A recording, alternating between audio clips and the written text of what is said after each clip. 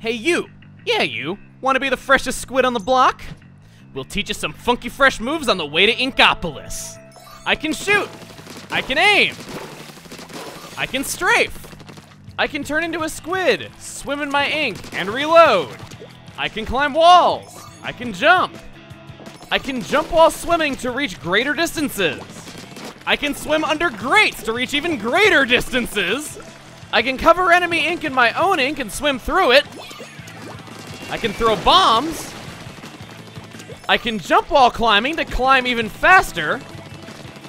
I can super jump all the way to Inkopolis! And...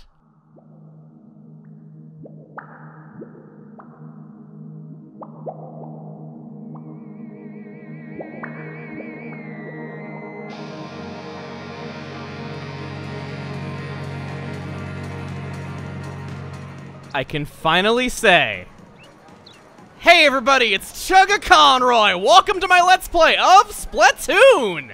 Something very different for this channel, and I think very different in general. Splatoon, as many of you know, is a competitive, multiplayer, online, team-based shooter, or whatever unnecessarily long genre it's classified as. It's one of those. It does have a single-player campaign. In fact, what is widely considered to be one of the best single-player campaigns in any online shooter. And while this is going to be a playthrough of that, I didn't feel right just leaving the online stuff out of the series and just shoving it off into a bonus video right at the very end. Both the single and multiplayer are going to be important to this series in a way that I've had an idea for a long time in how I would let's play an online shooter game. It's an entirely new type of series and something that I've put a lot of my creativity into in how I would do this, so I hope that you like it. But while I could give you all the hows and whats and details right here, I don't want to waste any more time on the title screen. Let's just get to playing the game, Splatoon!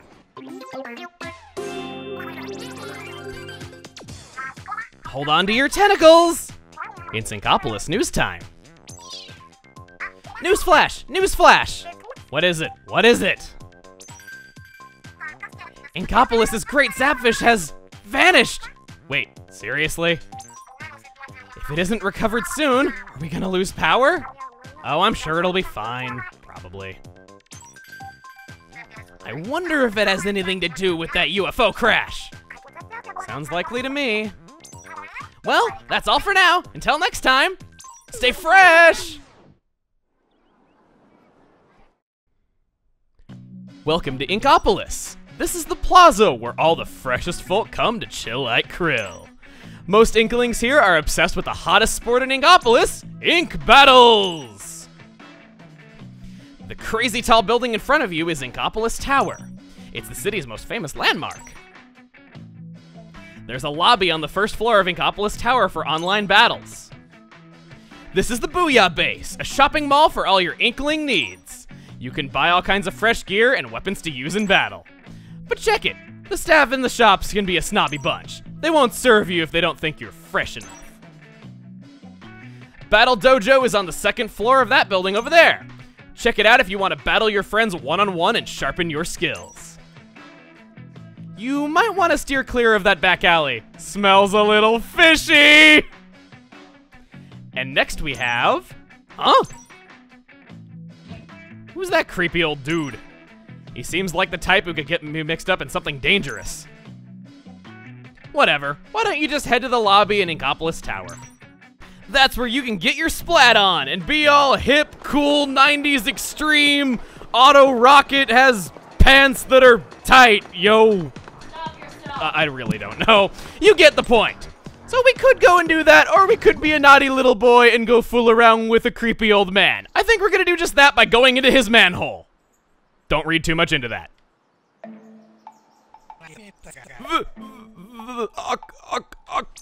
The Octarians are coming! No! Oh, hi. Guess I lost my cool for a minute there. I'm Captain Cuttlefish, leader of the legendary Squidbeak Splatoon. That look in your eye, it's the look I've been looking for. The great Zapfish that powers Inkopolis has been squidnapped. Nobody believes me. That's the work of the Octarians, I just know it. They want revenge for the great turf war of 100 years ago. I've been keeping an eye on them this whole time, of course. But they stole a great zapfish right out from under my nose that I don't even have, which is quite an achievement. Please, you gotta help me rescue the great zapfish. So, I'm gonna take your silence as a yes. Starting today, you are Agent 3 of the new Squid Beak Splatoon. This is your brand new hero suit. It'll help you fight the Octarians. What a great fit! For hand-me-down from Agents 1 and 2. Now let's go get those Octo Jerks. I'm counting on you, bucko. I gotta say, for an old man that was standing like 5 feet away from me, your ability to dress me without me even noticing is quite impressive. Again, don't read too far into it. We can shoot these transparent objects to unveil tea kettles or Octarian lairs. I don't think boiling water is really the best place for octopi to hang out, but oh, what do I know? So we're gonna begin our first level, Octarian Hideout. Now, while it might be a shooter on the surface, it does play an awful lot like a platform. Case in point, these launch pads that act like launch stars from Super Mario Galaxy. We got fish eggs to collect, which act as your coins. There aren't extra lives, you just simply will come back and have to do the part again if you were to die, but they do have a purpose you'll see later on. Boxes sometimes contain them. Just want to shoot your enemies to beat them, pretty simple. And of course, what a more fitting enemy for a squid than an octopus. Get some more fish eggs out of those boxes, and here is a checkpoint. Just shoot that and it'll activate it. We have this guy over here who will turn in faces whenever he sees us, but we can duck into our ink, hide, and then shoot him in the back. Before going through the launch pad, I just want to pick up everything. I want to get as many of these eggs as possible because they are rather important and it can be very difficult to get all the things you're able to exchange them for. I'll just say that much. So pick them up if you see them. You can always peek from around corners and duck behind them. They can't be shot from around them. Typical physics stuff that you would know just from living in this universe. Or should I say this Splatooniverse. Get that too. And you. I can't exactly get behind you because your back is to a wall. I can throw a bomb at you, distract you, and then shoot you in the back. That'll reveal that launch pad, and now we can go onward. Just defeat all enemies to advance. Again, very simple. Throw another bomb, distract you. It also distracted your buddy, even though he was very far away, and I wouldn't expect him to see that at all. And that bullet was still there for a while. It's really odd how long that lingered on for. Now, we have seen that we can climb walls, and they are going to be hiding a lot of things out of the view of your camera angle. There are going to be collectibles for us to get. Case in point, right over there. It's a shiny. And typically, shiny is good. Great rules to live by. Oh, there you are. Didn't see you there. And, oh! Didn't see you two right there! Sorry that you had to outlive your brethren by a whole 10 seconds. I'm sure it was a very traumatic 10 seconds that you were very distraught by, but it's over now. You're good. You're good. You rest in peace, and now you can be with your family. That there is armor. Basically gives you an extra life without actually being an extra life. Instead of dying, your armor will just simply break. It's one of many power-ups we'll be seeing. Smash these boxes. I probably shouldn't be smashing all of them, though, but I'm greedy. I want to get my fish egg, darn it. And they're drowning in my ink color without me even doing that. That will damage them and soften them up a little bit, but just simply being an enemy ink cannot kill you. It can only hurt you and bring you close to death. It'll never actually finish you off. Now that we got a key, we'll bring it back here. That'll unveil the next launch pad. Heave-ho! A key. Look for a key. Okay, okay, I will look for a key. Another one of you shield guys. Oh, look, something shiny. Oops, you're dead. So, as you can see, things are starting off a bit basic, but there's a lot of potential here. It is a fun single-player experience. If you didn't get Splatoon simply because you weren't really into the whole idea of playing a competitive multiplayer game, there is something here for you. It is fun. It's a very sizable mode. Heck, there's even side activities for it that we'll be seeing later. There's something here for everyone, and even if you don't think you're going to get into the verses, you have nothing to lose by at least trying after playing the single player, because it does a good job teaching you the mechanics, does a good job preparing you for everything. It's all around very good and does its job well. Let's collect this and end our first level. The Zapfish looks so overjoyed to be in our company. Something tells me we're not actually the good guys here. Here's our scroll. Since time immemorial, a rare type of electric catfish known as the Zapfish has been prized by Inkling society as a source of energy. In fact, the entire city of Inkopolis is powered by a single 100-year-old great Zapfish. You can see the art there, and again, we're enslaving other sea creatures to power our city. I think I was on the right track when I said we're not necessarily the good guys. And that's all we're doing in the way of single-player progress for this time. Every video is going to start off with one stage of single-player. Then we're going to be heading back to Inkopolis Plaza to do some fighting. And no, I don't mean in the back alley. Upon returning to Inkopolis Plaza, let's tune into the news and just see what the current map rotation is. There are always 2 maps in rotation, and yeah, Inkopolis News will tell you what we got here. Let's unveil the current regular battle stages. All right. Marie, tell us all about this map. Oh, isn't the air here, delicious? Let's take a dip in the pool, Marie. You go first. I'll be here when you respawn. And, there are also ranked battle stages that are for more advanced players, but we're not going to have access to this for a little while, so I think we're just going to skip it and, yeah, stay fresh. In the center of the map is Inkopolis Tower. And I think you know as we walk up to it, what we're gonna do. That's right. We're gonna talk to an overweight talking cat. Meow. Whoa, pal. You gotta work on that positively clawful level. For reals. Go to the lobby and play some turf war battles to level up. Once you've done that, try visiting the weapon shop. Catch you later. An overweight talking cat who speaks in bad puns. You seem like my kind of guy. So, going into the tower and playing some battles, we have our gameplay mode here. Rekix Joey Asoya. Yeah, that's what it's called. Okay, no, it's called Turf Wars. I'm so sorry to anyone watching this named Joey Asoya and getting your hopes up that the battle is named after you. I'm still brushing up on my squidinese. Anyway, so our one gameplay mode that we can access for right now is Turf Wars. Gonna start off simple. This is the most basic of all modes. You could press X to read the rules, but this is easily the worst thing in the entire game. It is kryptonite when you mean to press A to go into the battles, but instead, your thumbnail just barely grazes that X button ever so slightly before you press A, and you have to sit through this with no way of skipping it, with this being the fastest that the text scrolls. I'll give you the Cliff Notes version of what it's saying. 3-minute time limit, 4v4, you can play with friends, and yeah, cover more of the turf of the field than your opponent does within the time limit, and you can super jump to your teammates.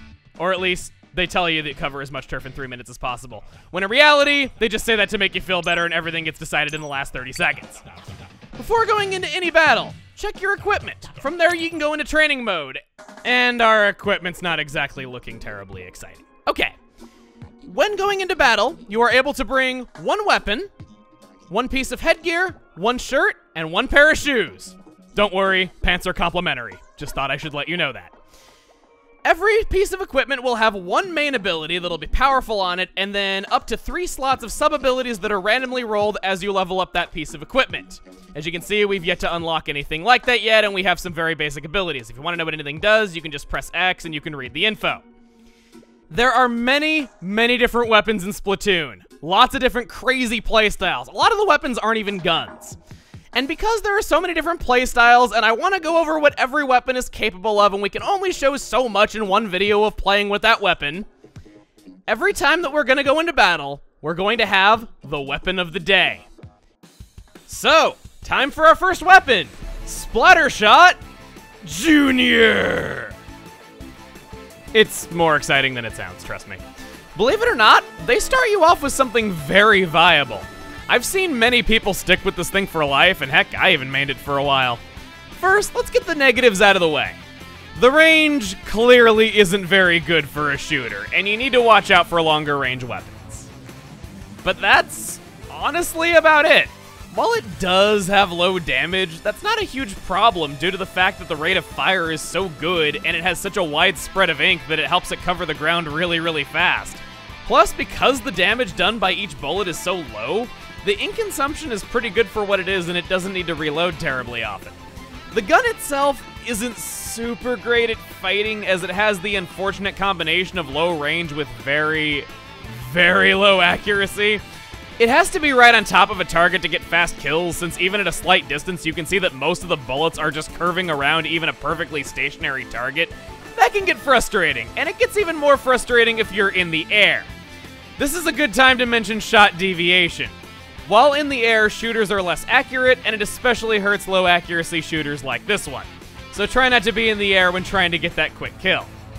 So why is this thing good again? Everything I've said so far makes it sound like it covers the ground pretty well, but doesn't really do much of anything else. Well, luckily for it, and also luckily for making the game not boring, the main gun is not the only thing that you're armed with in battle. Every weapon has a sub and a special, and that's where the strengths lie for this one. Sub-weapons are alternate attacks that generally consume a lot of ink. The Splattershot Junior's is the Splat Bomb, an insta-kill projectile if it's within close range of the target. If at a slightly further range, it'll be a solid hit of 30 base damage. Splat Bombs have all kinds of uses. The basics are that you can use them to check areas before you advance, if you're worried.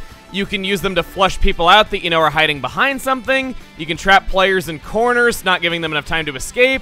You can throw a bomb behind someone and sweep fire forward to get an easy kill. Or, in the case of the Splattershot Junior especially, you can use them to pressure enemies over a greater distance than your normally limited range. There's all kinds of uses for Splat Bombs, and we'll be seeing more of them as we get to more weapons that have them, but those are some basics and some ways that you can use them with the Splattershot Junior specifically. As for specials, those are powerful effects that can only be activated after inking a certain amount of turf indicated in the upper right corner. Upon using one, no matter which one it is, your ink supply will instantly refill. The Splattershot Junior special is Bubbler. It grants invincibility both to yourself and nearby teammates for 4.5 seconds. However, it is still affected by knockback, so I wouldn't exactly suggest rushing something head-on with it if it outranges you. It's commonly used to accomplish things you otherwise couldn't, such as 2v1s or as just a simple lifeline, which is the perfect special for getting players used to the controls and the mechanics. I love this thing. Due to the Splattershot Junior rarely needing to reload, its spread covering the ground super well, and the good firing rate, it's so well complemented by something like a Bubbler simply because it's going to get it all the time. It's viable if only for that reason. It's just such a good combination. So that's the main gun, that's the special, that's the sub, that's the synergy they have together. That's a lot of S's, but anyway. I want to move on to equipment recommendations. Since it's not possible to predict what your equipment is going to give you whenever the slots are rolled and it is partially luck-based, I'm not going to suggest any outright builds simply because I can't predict what every player in the world is going to have. So instead, whenever we get to this, I'll just be recommending abilities that especially help that particular weapon.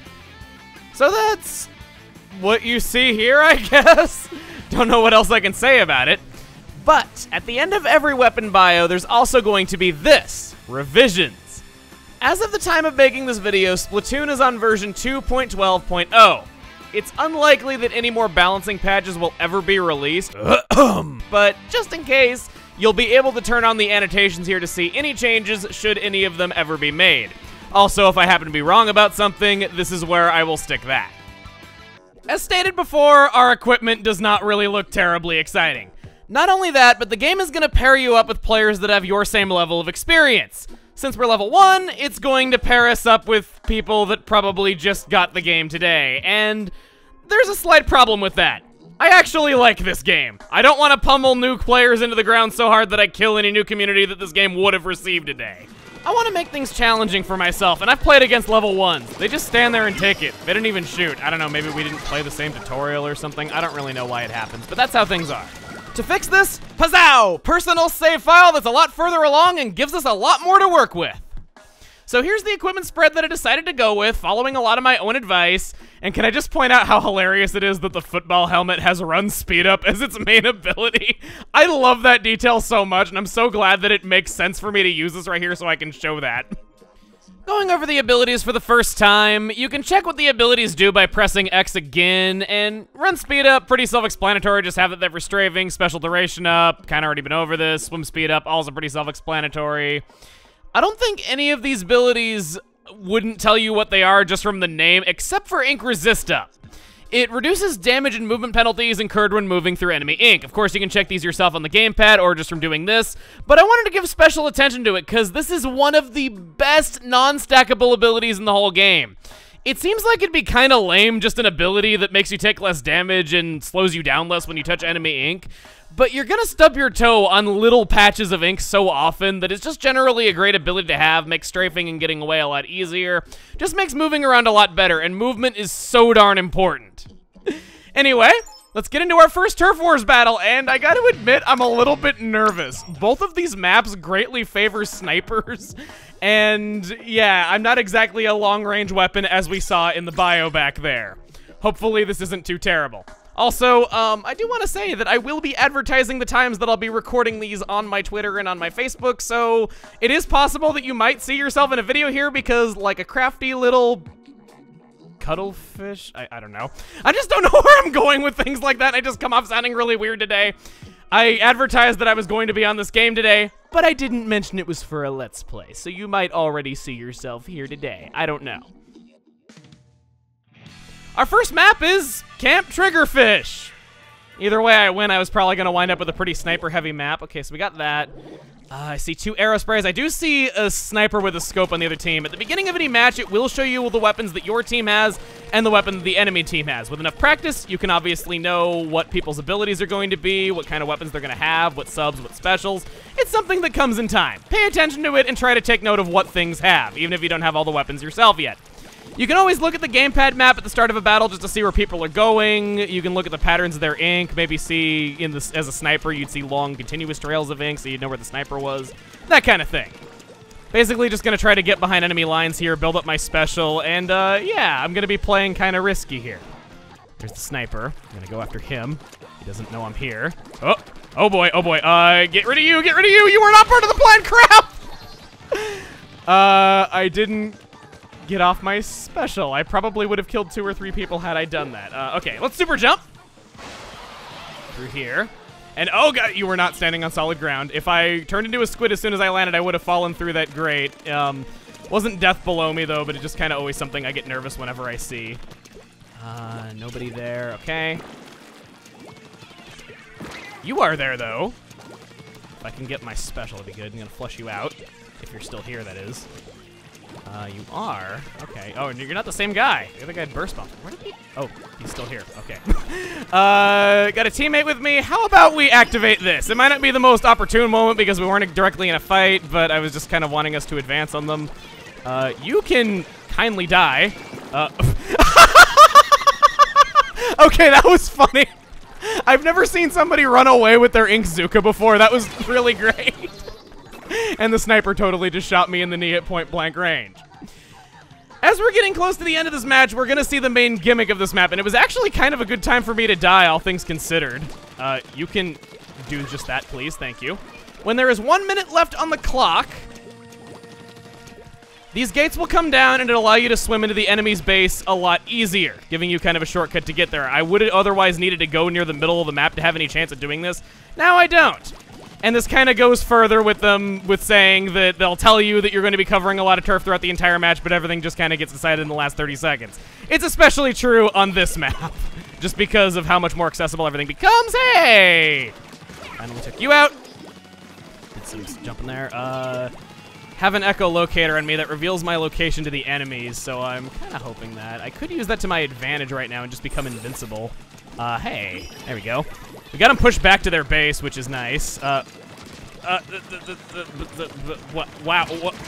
I have no idea how I survived that as long as I did. That was honestly pretty bad. Looking at the squids at the top of the screen, seems like we're gonna come out victorious, even though I'm not gonna be the one fighting on the front lines when we do. Gonna super jump to my farthest ally. You're dead. Wow. Don't know what he was hoping to achieve by using that in the last seconds of the match, but okay. First match is victorious. Overcame the odds, and that was pretty good.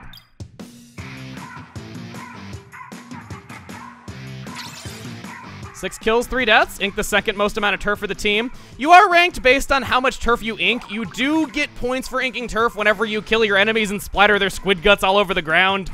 Gruesome, I know, but that is one way that you get points. It can help you to get kills, and it definitely does shut off the enemy supply of ink by killing other people, but it's not necessary. What is important in this mode is how much ground that you cover, and you can contribute even though you're not fighting a lot. Can be important just to kind of ink forgotten hallways near the end of the time limit, or just be in charge of covering up enemy ink. Also, I swear it's not normally this slow at doing this. Holy crap. Since there are 2 maps in the rotation, I thought it would be a great idea if we skipped this match and played another to get the other one. Oh, never mind, that's okay. I lost anyway. Yay, got the other map this time! As I was saying, since there are 2 maps in every rotation, I thought it would be a good idea to, in each video, have 2 matches, 1 on each map. Let's get things started. There are some kind of long-range weapons on the other team. I'm just gonna play Dolphin here starting off. I usually like to ink in front of me, make a nice trail of ink, and then just swim through it, jump out, do the same thing again, just so I can move around really fast and get lots of ink thrown around at the start of a match. Hey, you over there. Hey, buddy. You can only logically be in there. Yay! Saw an opportunity, went for it, outranged him. I don't outrange a whole lot with this weapon, and I'm not really sure why he's playing that on this map rotation, because, quite honestly, I feel so vulnerable playing something this low range, and that one's even worse with that, so... you can... Alright, I'm just gonna hide back here. Hey, buddy. Oh, no! Crud. That was really bad.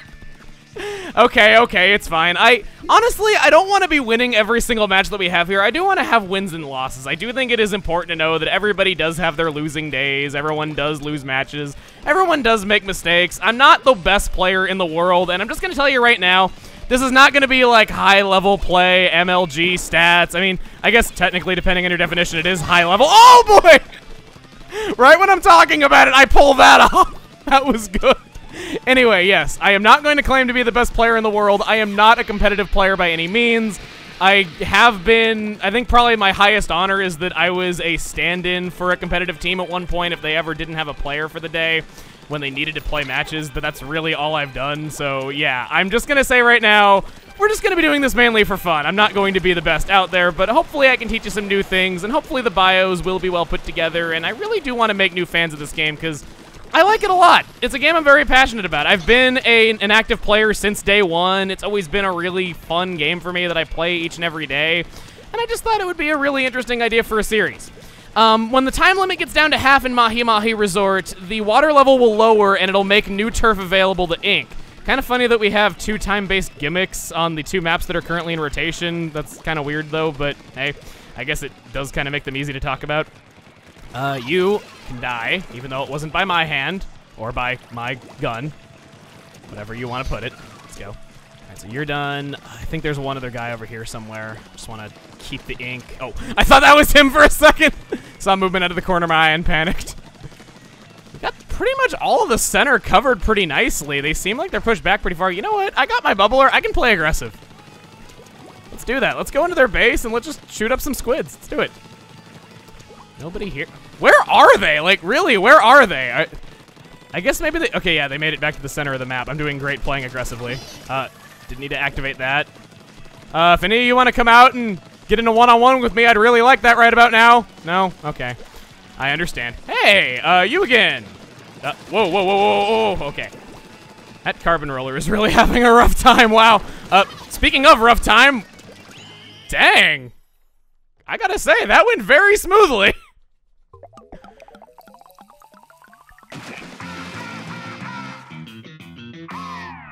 Well, that's 2 wins under our belt. I consider myself a pretty alright Splattershot Junior. Oh, they had a rage quit. That guy got 3 kills, died 3 times, and he disconnected probably near the end of the match if he had that much under his belt. I guess that explains why we didn't really see him a whole lot there at the end, but I guess it happens. I'm sure that I'll have plenty of people disconnecting and rage quitting on my team, so it'll come back to bite me later on. Anyway, that's a stage of single player in the can, a sunken scroll collected that gives us a little tidbit of lore in the Splatooniverse, a fat cat that we got to talk to, the first weapon of the day, the one that they start you off with, and 2 matches played with it, both of which we came out of victorious. Except for the one that I cut out. We don't talk about that one. Please. And not only that, but... Well, actually, we are going to be ending things off right about here, but it sounds a little bit better if I don't say that, and I'm technically not lying because there is one other thing that I want to do. In addition to having a very nice player base, Splatoon has an amazing creative community if you didn't know. There's so much artwork out there that's good, there's comics, there's music that people have done, there's so many great things, and I didn't feel it would be complete unless we gave that side of the community some love. So at the end of these videos, that's what we're going to be doing, and that leads me into it. Next time on Splatoon, we're going to be looking at an amazing yet average weapon. It'll make sense when we see it. See you guys then.